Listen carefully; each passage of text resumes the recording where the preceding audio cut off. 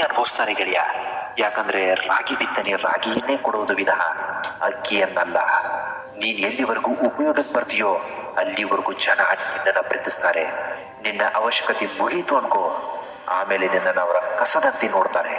ನಂಬಿದವರೆಲ್ಲ ನಮ್ಮವರಾಗಲ್ಲ, ನಮ್ಮವರೆಲ್ಲ ನಂಬೋದಕ್ಕೂ ಆಗಲ್ಲ. ಗೆಳೆಯ, ಒಂದು ಸಂಬಂಧ ಉಳಿಸಿಕೊಳ್ಬೇಕಾದ್ರೆ ಎಷ್ಟು ಸರಿ ಬೇಕಾದ್ರೂ ಸೋಲ್ಬಹುದು.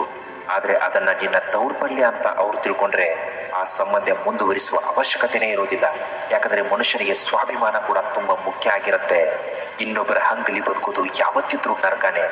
ಗಜ್ಜಿ ಕುಡಿದ್ರೂ ಪರವಾಗಿಲ್ಲ, ನಿನ್ನ ಅನ್ನ ನೀನೇ ದುಡ್ಕೋಬೇಕು. ಕೆಲವೊಬ್ಬರ ನಗುವಿಗಾಗಿ ಕೆಲವೊಮ್ಮೆ ನಿನ್ನ ನೋವುಗಳನ್ನ ಅಡಬಿಡ್ಬೇಕಾಗತ್ತೆ. ಹೋದ್ರೆ ಹೋಗ್ಲಿ ಬಿಡು, ನಿನ್ನ ಜೊತೆ ಇರೋ ಯೋಗ್ಯತೆ ಅವ್ರಿಗಿಲ್ಲ. ಅದನ್ನ ನೀನು ಮೊದಲು ಅರ್ಥ ಮಾಡ್ಕೋ. ಯಾರನ್ನು ಕೂಡ ಅತಿಯಾಗಿ ಹಚ್ಕೋಬಾರ್ದು ಗೆಳೆಯ. ಅತಿಯಾದ್ರೂ ಅಮೃತೂ ಕೂಡ ವಿಷ ಆಗುತ್ತೆ ಅನ್ನೋದನ್ನ ಮರಿಬಾರ್ದು. ಹಾಗೆ ಅತಿಯಾದ ನಂಬಿಕೆ ನಿನ್ನನ್ನ ಬ್ಲಾಕ್ ಲಿಸ್ಟ್ಗೆ ಸೇರಿಸುತ್ತೆ. ಚಿನ್ನ ಪಡೆದಷ್ಟು ಅಪರಂಜಿ ಆಗತ್ತೆ. ಮನುಷ್ಯ ಜೀವನದಲ್ಲಿ ಪೆಟ್ಟು ತಿಂದಷ್ಟು ಮಾನಸಿಕವಾಗಿ ಗಟ್ಟಿಯಾಗ್ತಾ ಹೋಗ್ತಾನೆ. 100 ಬಾಗಿಲು ಮುಚ್ಚಿದ್ರು ಕೂಡ ದೇವರು ಒಂದು ಬೆಳಕನ್ನ ತೋರುವ ಮಾರ್ಗವನ್ನ ಇಟ್ಟೇ ಇಟ್ಟಿರ್ತಾನೆ. ಹೆದರಬೇಡ, ಭಯ ಪಡಬೇಡ, ಚಿಂತಿಸಿ ಕೊರಗಬೇಡ. ಬಿಟ್ಟು ಹೋಗಿದಾರ, ಹೋಗ್ಲಿ ಬಿಡು. ಅವ್ರಿಗಿಂತನೂ ಚೆನ್ನಾಗಿರೋರೇ ನಿನಗೆ ಸಿಗ್ತಾರೆ.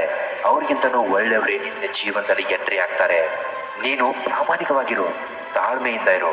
ಜೀವನದಲ್ಲಿ ಏನಾದ್ರೂ ಸಾಧನೆ ಮಾಡಬೇಕು ಅನ್ಕೊಂಡಿದ್ಯಾ, ಆದ್ರೆ ಇಲ್ಲಿ ಜೀವನ ಮಾಡೋದೇ ಒಂದು ದೊಡ್ಡ ಸಾಧನೆ ಆಗಿದೆ. ಅಂಥದ್ರಲ್ಲಿ ನೀನು ನೀನಾಗಿ ಬದುಕು.